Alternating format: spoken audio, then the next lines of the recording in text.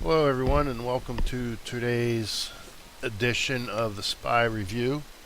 Um, Still feeling, I'm feeling better, but still a little bit congested. But anyway, we had a pretty interesting day today. I think yesterday I said overall I thought we would end up red today. Didn't happen. I mean, we weren't really that green either, but I kind of think we're just in a little bit of sideways movement right now, a little bit of consolidation.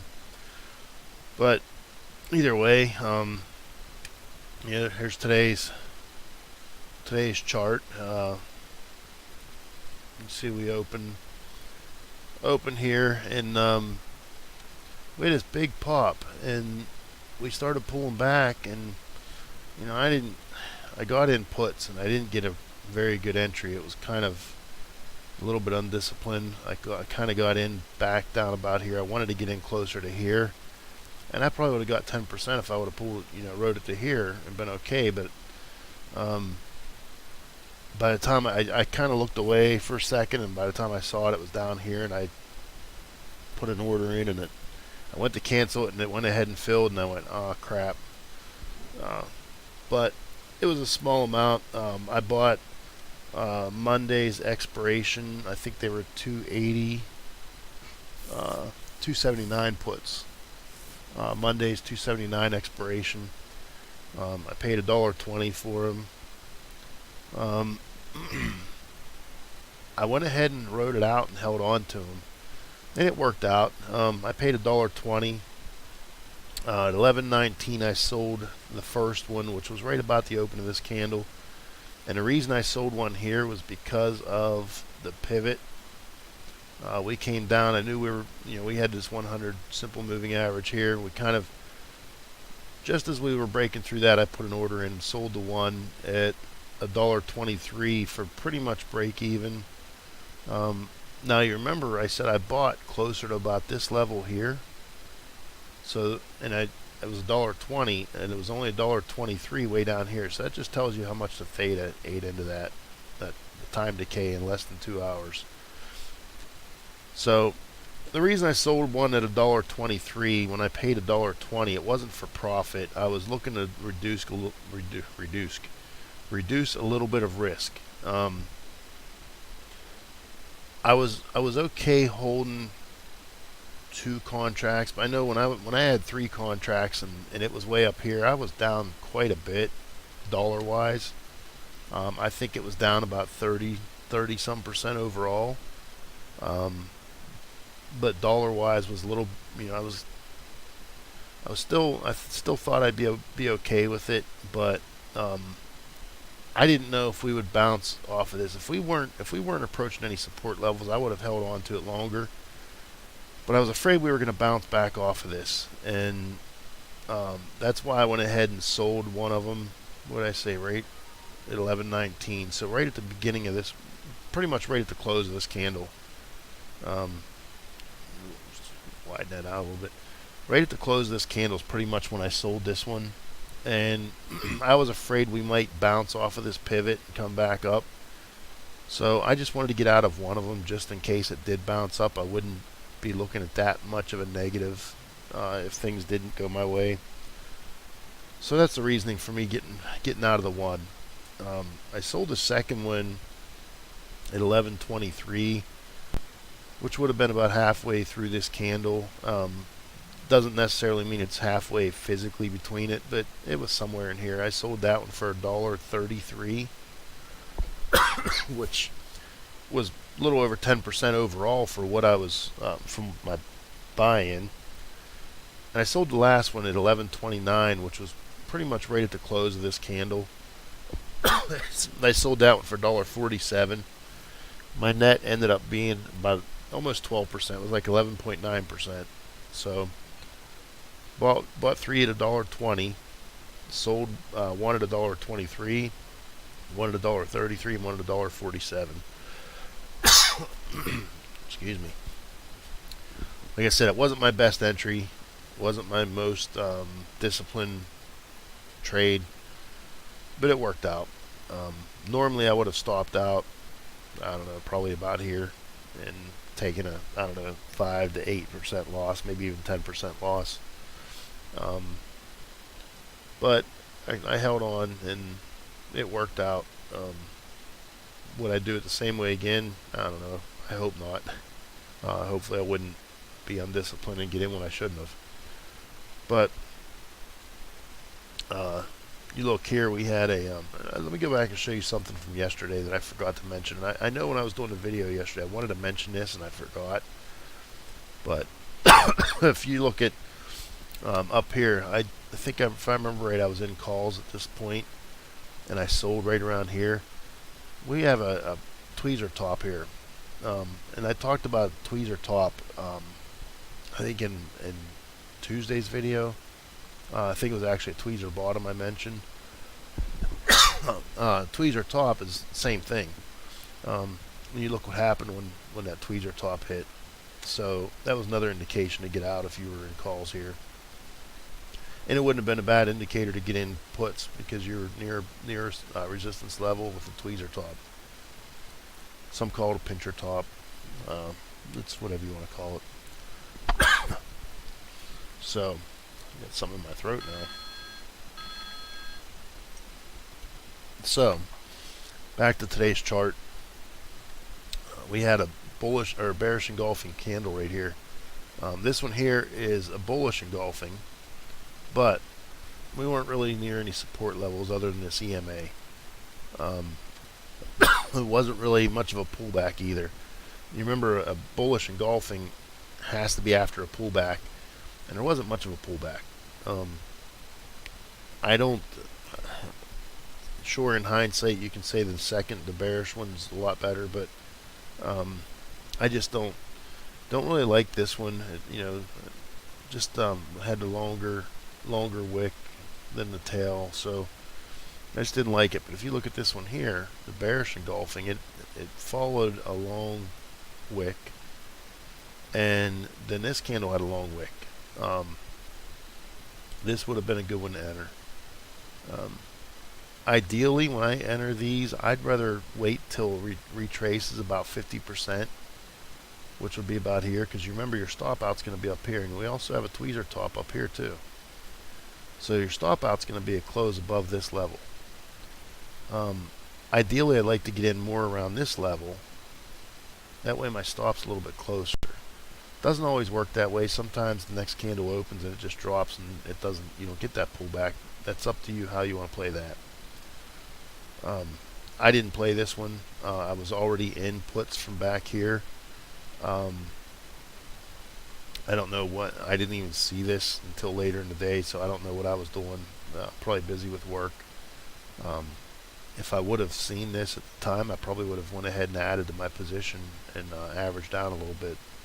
But I didn't. I'm not sure. Like again, why I didn't see it, I don't know. Maybe I was busy with work. I wasn't sitting in front of this computer at the time. I don't know. But again, we have tweezer top and a bearish engulfing candle. So you have two things, two different signals there to say we might pull back. So that would have been a good entry there. We came down. This yellow line is today's open. We pulled that back through this pivot, and this is where I sold my puts. My last one I sold pretty close to the low of the day. My plan was to sell it down around 279. I thought we would get close to that 279 level. And the reason for that is because if you look at the pre-market, we opened at 279.06. I don't know if that was the exact open. Yeah, 279.08. So we opened around 279.08. The second candle opened at 279.06. So I was kind of looking at that level, plus with the mental resistance at mental support at 279. I was looking for a pullback to 279. We didn't quite get to 279, but we got close enough that I was okay with selling like I said, I think it was closer to about here when I sold. I think it was 279.20 when I sold it. So it must have been right around the bottom of this candle. I think 11.29 was when I sold my last one. So yeah, it would have been right about the close of this candle. So it would have been about here, 279.27ish, somewhere right in that range. Yeah, it did get down a little bit lower here, but I'm okay with selling here. I don't care if I catch the bottoms. I'm not. If you try to catch the top and the bottom, you're going to lose. You might get lucky once every 100 times and do it. Probably not even 100 times. So this is where I exited. You see we bounced, came up to this pivot, hit the pivot, came right back down, right to about that 279 level, which I showed you from pre-market. And I was watching this level here too. This was support in pre-market, and I think this was pretty close to where I sold my first contract. I sold the first one at 11.19. No, it must not have been, because I sold the first one up here. Maybe it was the second one. I sold the second one at 11.23, which would have been shortly after this candle opened. So that's probably about where it was. It might have, because I know it was close to this level here when I sold it. I saw this level come and I sold the second one. So this is the reason I sold my second contract, was because of this pre-market level here with these candles.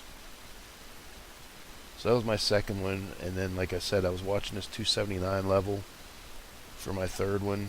You see here we came right down to that level, 277 or 279.07. And if you remember, when I go back, the pre-market opened 279.08, and the second candle was 279.06. So this came right down to those levels and bounced back up. I didn't play it. I got out, thankfully got out with profit on my trade, and I was happy with that and wasn't really looking to push it. That's the only trade I made today. I had a bid in on, I think it was Facebook puts. I couldn't get filled, but that's the only trade I made today, real money. So we bounced up, came back up, tested today's open, just kind of played around right in this area for a little bit. You see we have a bearish hottomy, hard word to say, and right here we had bullish engulfing. This bullish engulfing would have been a good entry. It's another entry I probably would have played if I would have saw it. I think I was in a meeting at this time, so I wasn't watching it, but we had a bullish engulfing right off the 100 simple moving average. So that would have been a good entry. See, the stochastics were just coming out of oversold, so definitely would have been a good entry there. Could have rode that till the closing bell. Like I said, I didn't see it. Didn't even see this signal until right before I started recording this. So, but yeah, that would have been a good entry. That's definitely something I would have. I probably would have jumped on if I would have saw it. So, I mean, maybe not today, because like I said, I was down quite a bit on my puts earlier, and I got out with a decent profit. So didn't really want to push my luck, but under normal conditions, this is definitely something I would have jumped on. I like at least two signals before I go into something. Well, we had the bullish engulfing, and we had support right at support. So that's two signals right there for me, and that would have been enough for me to get in. So that's it for the SPY chart today. Let's take a look at the daily. I think that we will go green tomorrow, but I also think that we're going to float around in this range for a while. When I say go green, we might come up a little bit. You see, we notice, and I'm not a big trend line player, but there is a trend line coming down right here. You look here, we got a trend line across the tops of these candles. If you follow the wicks down. So if we break that trend line, we might get a little bit of a pop, but I think we're going to see more of this until we do break that trend line. We're going to see more of this, and maybe tomorrow, maybe Monday. I don't know. I don't know when it'll break one way or the other, but yeah, I don't think we'll get a lot of movement tomorrow unless we have some kind of news event. I don't know what comes out tomorrow, jobs report. I don't know what comes out. So news might move it, but otherwise, I don't think we get a lot of movement. But I do think if we go anywhere, it'll be to the upside. Can't say for sure that that'll happen. I'm not holding anything overnight. I do like the snap chart on the daily.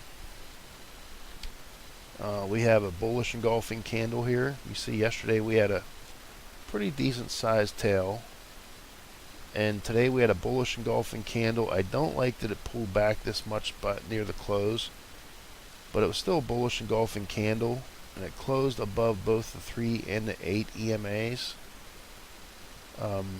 So I went ahead and played paper calls on this. I played next week's expiration. They are next Friday's, what's that, April 5th, $11 calls. I paid 27 cents a piece. I bought 10 of them, paper trading, and we'll see where it goes. We'll see what happens. The only negative I see to this is that it pulled back this far. I shouldn't say it's the only negative. I don't like that it's in the middle of the Bollinger Bands, and I don't really like playing off of EMAs. I'd rather see like the 100 or something right here. 100 simple moving average, 200 simple moving average, something. I'd rather see something else here. But that's why I paper traded it. If the 100 or 200 simple moving average line was right up under this, I might have went ahead and went in with my real account, but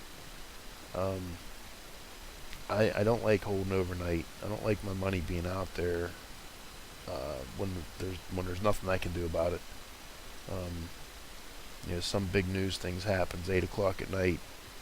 I wake up in the morning and I'm down 50%. I don't like that. But I also understand that's where you can make some bigger profits too. So it's all in your risk tolerance. But so I played snap calls, paper trade for tomorrow.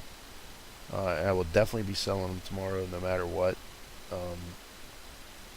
It's their next week's expiration, so holding them over the weekend, the theta would be just unbearable. So they'll definitely be going one way or the other tomorrow, win or lose. So, and I think they were up a little bit after market or after hours. Yeah, I think when I bought them, they were about here, about 1082. We're 1084. I guess not much difference, but so we'll see. We'll see what happens with it. But that's about it for today. I don't know how much I'll be in tomorrow to be watching anything. I got some stuff I have to do, so I don't know if I'll get any trading in tomorrow or not.